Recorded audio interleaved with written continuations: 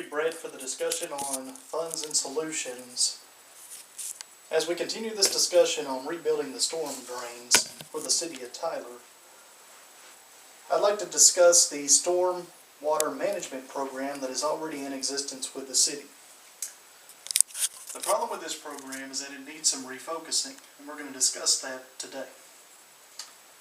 The reason it needs the refocusing is that it doesn't focus on the current stormwater problems that we have.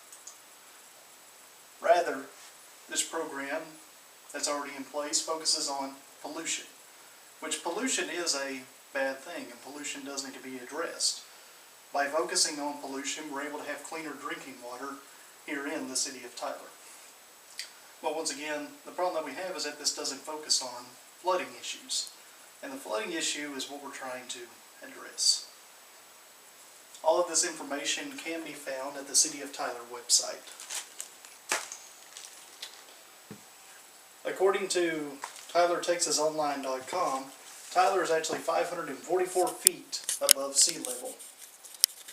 This is well above sea level, so we shouldn't have a problem with flooding in Tyler. However, according to the flood insurance study, you can find that the City of Tyler, as well as Smith County, is full of rivers and streams. The problem that we've been having here lately is that these rivers and streams have been overflooding. This overflooding has caused drastic flood problems for the City of Tyler.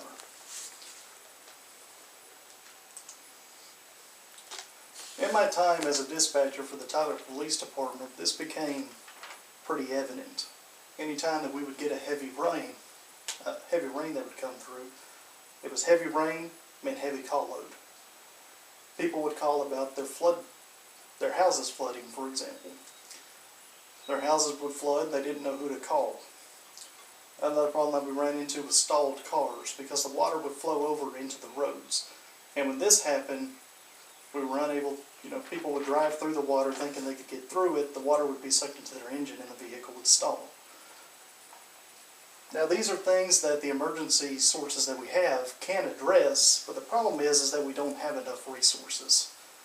The last big rainfall that we had happened at 5:30 in the morning. When that happened, we received 50 calls within 10 minutes. There's not that many police officers and not that many firefighters.